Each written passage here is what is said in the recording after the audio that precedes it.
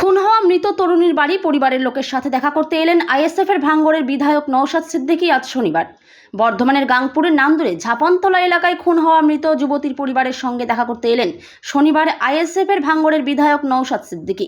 প্রসঙ্গত উল্লেখ্য, গত 14 আগস্ট সন্ধ্যায় বর্ধমানের গাংপুরের নান্দুর ঝাপনতলা এলাকায় এক আদিবাসী যুবতীর গলার নলিকাটা দেহ উদ্ধার হয়, যা মৃতার বাড়ি থেকে 100 মিটারের মধ্যে ধান জমি থেকে। শনিবার মৃতার পরিবারের সাথে দেখা করতে উপস্থিত হন ভাঙ্গরের আইএসএফের বিধায়ক নওশাদ সিদ্দিকী। তিনি পরিবারের সঙ্গে কথা বলেন এবং ঘটনাস্থল পরিদর্শন করেন। তিনি জানান, গোটা গ্রাম আতঙ্কের মধ্যে আছে। পুলিশ প্রশাসনের পক্ষ থেকে আগে গ্রামের মানুষের নিরাপত্তার ব্যবস্থা করতে হবে। গতকাল আরজিকরে মহিলা ডাক্তারের ঘটনার প্রতিবাদে মুখ্যমন্ত্রী মমতা বন্দ্যোপাধ্যায় দোষীদের ফাঁসির দাবি তুলেছিলেন। এক্ষেত্রেও আসল দোষীকে বের করে ফাঁসি দেওয়ার ব্যবস্থা করতে হবে। এই বর্ধমানের যুবতীর খুনের ঘটনায় প্রায় 3 দিন কেটে গেলেও এখনো পর্যন্ত কাউকে গ্রেপ্তার করেনি পুলিশ। পুলিশ দোষীদের আড়াল করার চেষ্টা করছে। প্রয়োজন হলে আমরা হাইকোর্টে যাব এবং সিবিআই তদন্তের দাবি করব। আমরা এই পরিবারের পাশে আছি।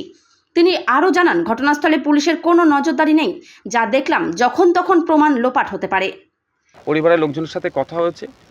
মা নিজের চোখে দেখেছে সর্বপ্রথম যে কিভাবে যখন লাশ অবস্থায় পড়ে আছে।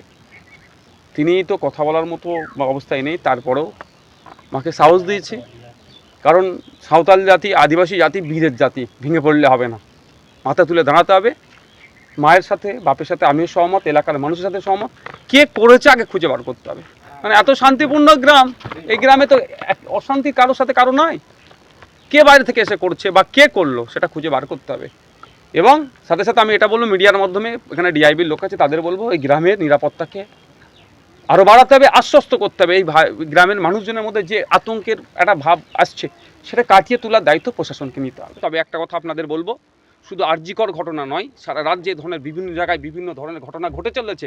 আর রিমোট এরিয়াগুলো যেগুলো হচ্ছে, সেগুলো চেপে দেওয়া হচ্ছে। আজকে আমি এখানে ছুটে আসার অন্যতম একটা কারণ হচ্ছে, হয়তো আপনি আমাকে দেখবেন, হয়তো এখন আমি যাইনি, আমার দলের প্রতিনিধি গিয়েছে ওই আরজিকর কাণ্ডে নির্যাতিতার বাড়িতে, কিন্তু আমি যাইনি, আমার দলের পার্টি। কিন্তু আমি এখানে ছুটে আসার কারণ হচ্ছে ওটাই, যে এই রিমোট এরিয়ার খবরটাকে চেপে দেওয়া হয়। এই ধরনের ঘটনা অনেক ঘটে যাচ্ছে। রসুলপুরে ঘটনা ঘটেছিল, সেখানেও কোনো কিছু পেলাম না, এখনো পর্যন্ত হলো না। উনি তদন্ত ঠিক করছেন না, কিন্তু ফাঁসির দাবি করছেন। দেখুন, ব্যাপারটা হচ্ছে আমার হাতে সর্বোচ্চ ক্ষমতা। আমি চাইলে সরকার চাইলে এটা ফাঁসি বলুন বা যেটা বলুন শাস্তি পাবে। সরকার চিৎকার করছে। একটা সিনেমা সম্ভবত ছিল, চোর মাচায় শোর, ববি দেওয়ালের নামটা, ববি দেওয়ালের, সে হয়ে যাচ্ছে না তো। Bureau report, PB news. Sun hospital, এখানে যে কোনো রকমের চিকিৎসার বিশ্বস্ত প্রতিষ্ঠান। খুবই কম খরচে বিশ্বমানের চিকিৎসা প্রদান করে থাকে।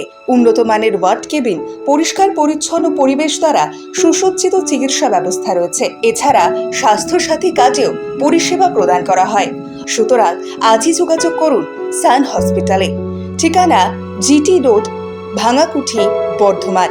ফোন নাম্বার মনে রাখবেন 9434188262 অথবা 83730954222।